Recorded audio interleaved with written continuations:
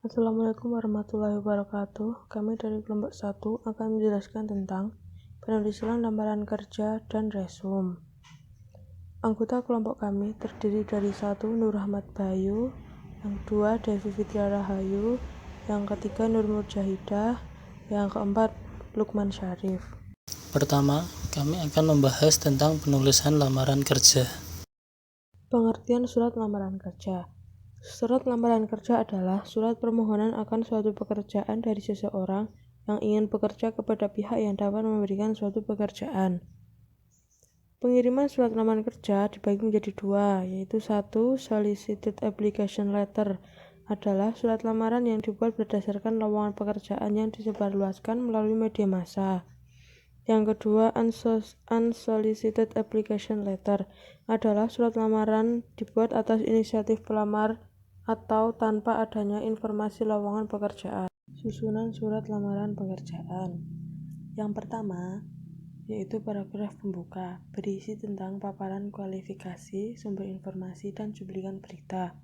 Yang kedua, paragraf isi, berisi tentang permohonan akan pekerjaan yang diminati dan paparan pendidikan. Yang ketiga, paragraf penutup, berisi tentang keinginan untuk melakukan wawancara.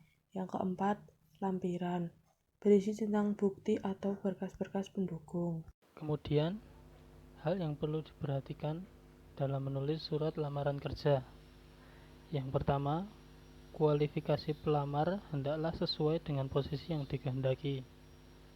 Kemudian, bangkitkan minat pembaca terhadap kualifikasi yang dimiliki. Yang ketiga, tonjolkan hal-hal yang positif.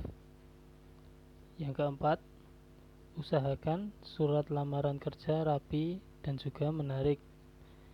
Yang kelima, tulislah surat dari sudut pandang pembaca, bukan dari sudut pandang penulis.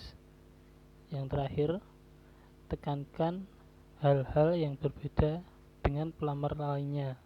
Kemudian beberapa hal yang harus dihindari dalam menulis lamaran kerja. Yang pertama, jangan melamar pekerjaan di luar kemampuan. Yang kedua, jangan mengirimkan surat lamaran kerja hasil dari fotokopi.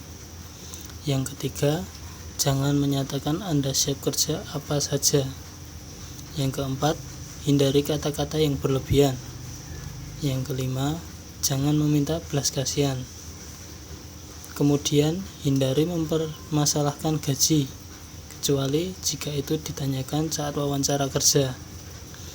Dan yang terakhir, jangan memberi komentar langsung tentang karakter diri sendiri.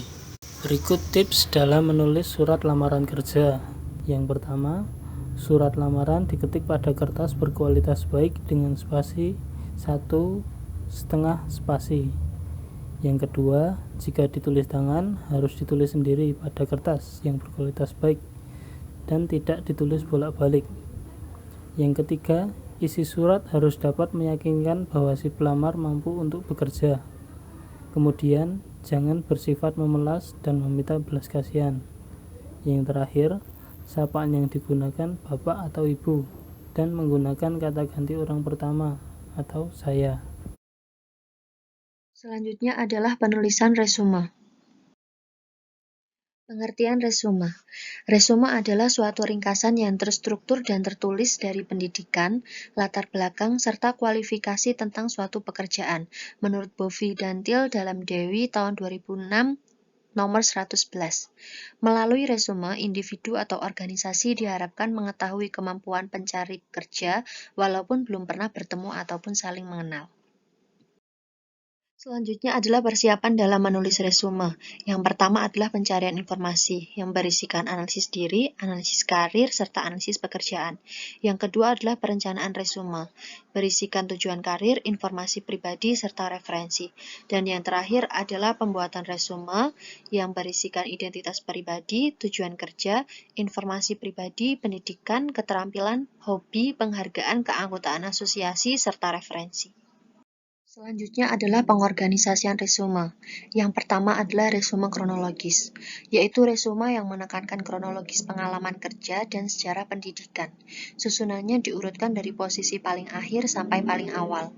Keunggulan dari resume kronologis yang pertama adalah pemberi kerja sudah terbiasa dengan bentuk itu dan mudah menemukan unsur yang dicari. Keunggulan yang kedua adalah menonjolkan pertumbuhan dan kemajuan karir, dan keunggulan yang terakhir adalah menunjukkan kontinuitas dan stabilitas dalam bekerja. Resume ini sangat cocok bila sejarah pekerjaan pelamar cukup kuat dan pekerjaan yang dilamar sesuai dengan jalur karir yang dimiliki. Kemudian resume yang kedua adalah resume fungsional, yaitu resume yang disusun atas dasar fungsi-fungsi dalam organisasi yang dapat dilakukannya dengan baik dan menguraikan terlebih dahulu keterampilan yang relevan. Keunggulan dari resume fungsional yang pertama adalah pembaca langsung mengetahui kontribusi yang bisa diberikan oleh pelamar. Kemudian pelamar menekankan pengalaman kerja lebih awal dan kurang menekankan kemajuan karir atau masa menganggur yang lama. Pendekatan ini sering digunakan oleh pelamar yang baru saja lulus. 3. Resume kombinasi. Resume kombinasi adalah memasukkan sifat-sifat terbaik dari format kronologis dan fungsional. Format yang menekankan pada pendidikan dan pengalaman kerja pelamar atau resume kronologis. Di samping itu juga memasukkan keterampilan kerja atau kualifikasi yang dibutuhkan atau resume fungsional. Pendekatan yang mencoba menggabungkan keunggulan format kronologis dan fungsional memiliki dua kelemahan utama, yaitu resume menjadi lebih panjang. Yang kedua, adanya kemungkinan terjadinya pengulangan akibat dicantumkannya daftar keterampilan dan keberhasilan dalam bagian fungsional dan kronologis. Menulis resume. Menurut Bowie and Trill 2002, dalam Sutrisna Dewi 2007-115, resume yang baik harus memenuhi beberapa syarat.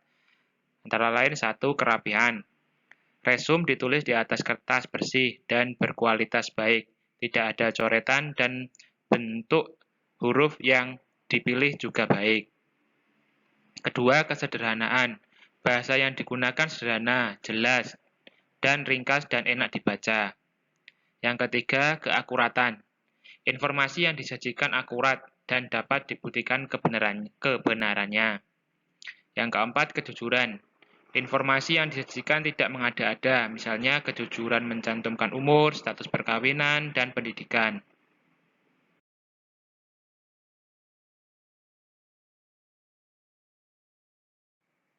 Unsur pokok yang ada pada resume. 1. Judul resume mencakup nama dan alamat secara lengkap. Yang kedua, tujuan karir, berisi posisi yang dituju. Yang ketiga, kualifikasi dasar, mencakup pendidikan dan pengalaman kerja. Yang keempat, data pribadi, dapat mencakup nama lengkap, tempat dan tanggal lahir, berbagai jenis keterampilan yang dikuasai, dan data lain yang relevan dengan tujuan karir. Yang kelima, referensi. Pilihlah 3 orang yang mempunyai reputasi baik. Kalau mungkin juga sudah dikenal oleh perusahaan yang dilamar sebagai referensi. Sekian presentasi dari kelompok kami. Atas perhatiannya kami ucapkan terima kasih. Wassalamualaikum warahmatullahi wabarakatuh.